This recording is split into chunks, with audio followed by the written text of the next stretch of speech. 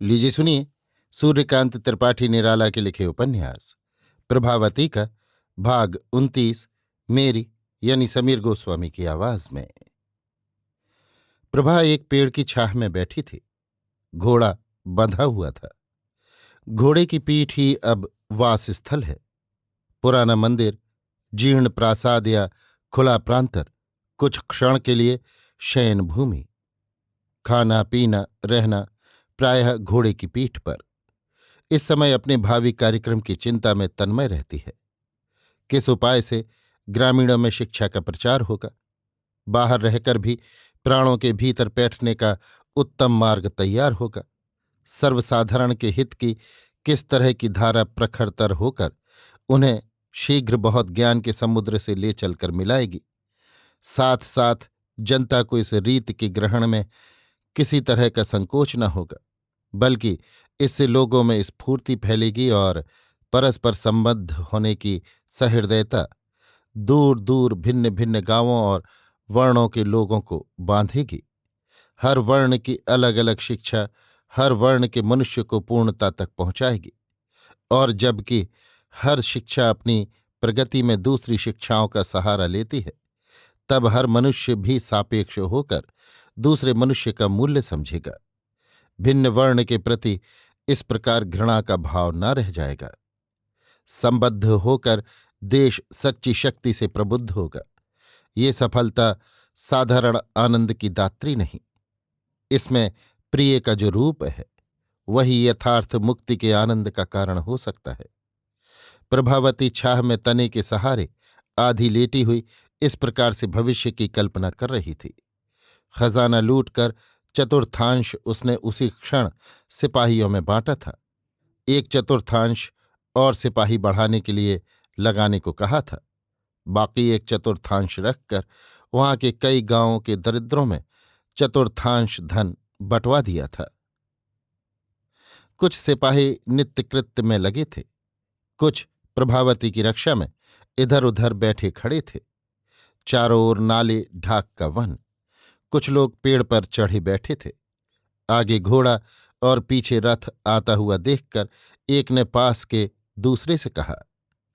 उसने भेजे हुए सिपाही का अंदाजा लगाया। एक तीसरा उतरकर घोड़े पर चढ़कर वन के किनारे पहुंचा। घोड़े वाले सिपाही से तथ्य मालूम हुआ। उसने रथ वहीं रोक देने के लिए कहा।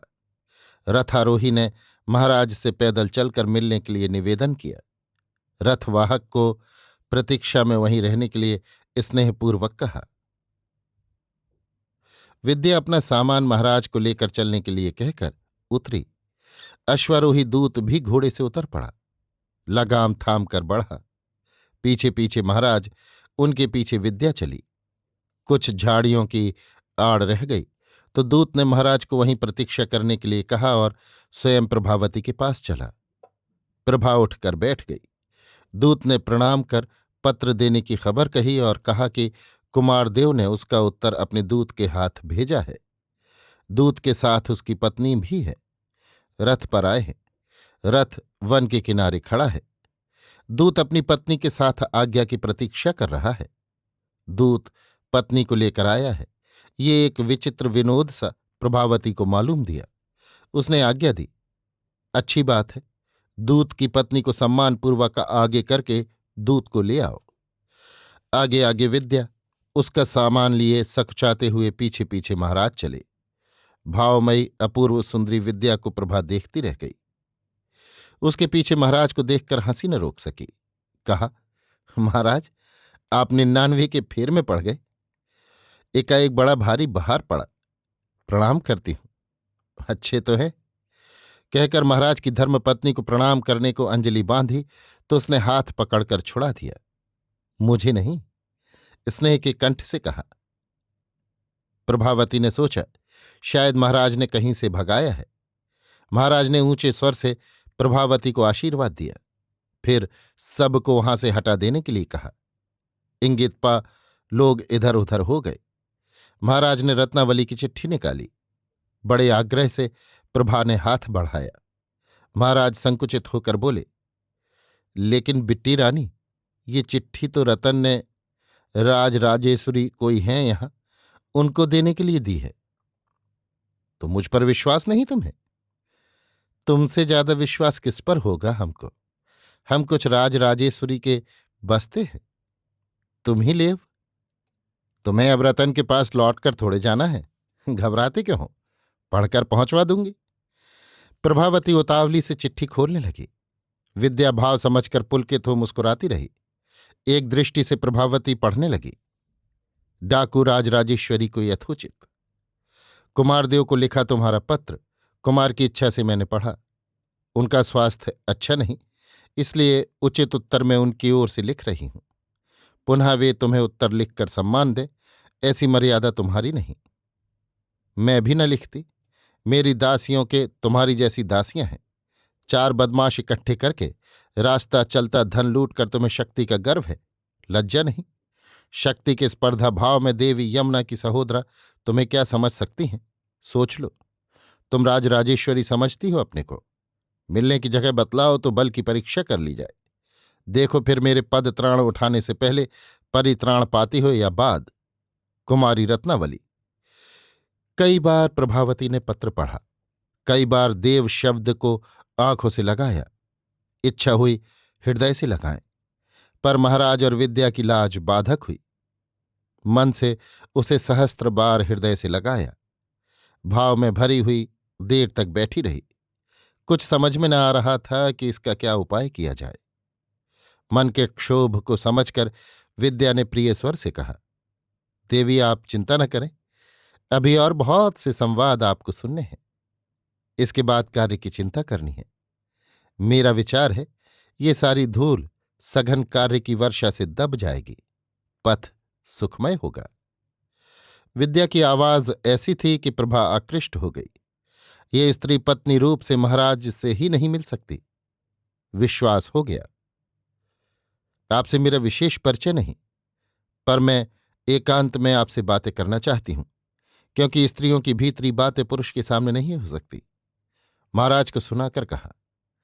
तब तक महाराज वहां से आए रथवाली को देख कर आए कि उसके भोजन पान का अच्छा प्रबंध हुआ या नहीं, और वो कब तक यहां से जाना चाहता है। प्रभा ने कहा, महाराज उठे। ठहरो, विद्या महाराज से बोली। फिर उसने प्रभावती की तरफ रुख कर कहा, उसे इसी वक्त कुछ देकर विदा कर देना ठीक होगा, क्योंकि ऐसी परिस्थिति है। कहकर अपनी एक अंगूठी निकालकर प्रभा को देखती हुई बोली, इसे आप अपनी ही चीज समझें, मैं आपको कष्ट देना नहीं चाहती। महाराज उसे आपके नाम से पुरस्कृत करके जाने के लिए कह दें। आपको मेरी चीज लेने में शास्त्रीय आपत्ति न होगी, विश्वास रखें। पर मेरे नाम से नहीं महाराज, कहना कि देवी राजेश्वरी ने पुरस्कार दिया है। अंगूठी लेकर महाराज चल दिए। डरे कि पहली रात वाली बात कह न दे, जिसे उन्होंने छिपाया था।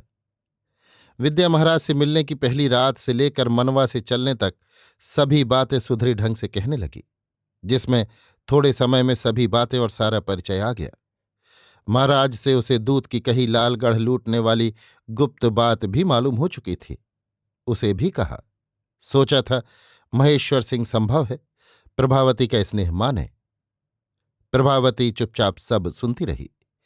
इस अद्भुत स्त्री के प्रति उसकी सहानुभूति, सम्मान और अभेद अपनाव पैदा होता रहा, ज्यों ज्यों वो बातचीत में आगे बढ़ती गई।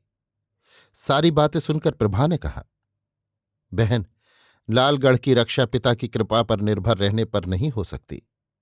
वे इतने कृपालु व्यक्ति नहीं, विरोध से हो सकती है। पर मेरे पास जितना धन है, इतने से अतुल्य सैन्य संग्रह किया जा सकता है, पर यह कार्य शीघ्र न होगा। अधिक अर्थ का लोभ देकर सेना एकत्र नहीं की जा सकती। कारण उतना अर्थ नहीं। पुनः जो अर्थ मेरे पास है वो दूसरे अभिप्राय से है। मैं लालगढ़ की रक्षा के लिए उसका व्यय करूंगी तो मेरे सहकारी अच्छी आलोचना न करेंगे। कुछ क्षण विद्या चुप रही, सोचकर कहा, पहले तो आपको कुमारदेव की पत्नी होने का प्रमाण पेश कर राजा महेश्वर सिंह के पहुंचने से पहले पहुंचकर दुर्ग में अधिकार करना चाहिए। फिर पत्र लिखकर समय की प्रार्थना। अवश्य अधिकार राजा महेश्वर सिंह नहीं रखते, पर इसके बाद युद्ध होने पर भी आपकी विजय होने पर बाद की शंका कम रहेगी, क्योंकि कान्यकुब्जेश्वर न्याय के फंदे में आ जाएंगे। रही बात खर्च की, सो वहां अधिकार मिलने पर सेना भी मिलेगी और वो सेना सुशिक्षित होगी। थोड़ी ही सेना बाहर से एकत्र करनी पड़ेगी। संभव है लालगढ़ के ही लोग धर्म और सत्य का विचार कर आपका साथ दें। नहीं तो ये लीजिए, इससे आप राजा महेश्वर सिंह की 10 गुनी सेना एकत्र कर 1 साल तक युद्ध कर सकती हैं। ये किसी का दान नहीं, मेरे परिश्रम से अर्जित अर्थ है। ये कहकर हीरे मोती और भिन्न भिन्न रत्नों की पेटिका खोलकर प्रभा के सामने बढ़ा दी। एक बार पेटिका और एक बार विद्या की ओर दिव्य भक्तिपूर्ण दृष्टि से प्रभा ने देखा। कुमारी रत्नावली ने कुमार के लिए जो संगठन किया था, विद्या से उसे मालूम हो चुका। किसी तरह दोष की अंधेरी रात वाले दिन कटें तो आकाश पर उसके परिणय के दिन की पूर्ण शशांक छवि अंकित दिखे। इस बार कुमार और रत्नावली एक साथ बंधकर सदा के लिए सुखी हों, ये लालसा प्रभा के हृदय में लहरा कर रह गई। दीदी का ऋण इस शोध से भी पूरा न होगा। प्रभा ने निश्चय कर कहा, मैं यथाशक्ति आपकी आज्ञा का पालन करूंगी। हम में तुम का ही व्यवहार ठीक होगा। तुम मुझसे उम्र में छोटी होगी।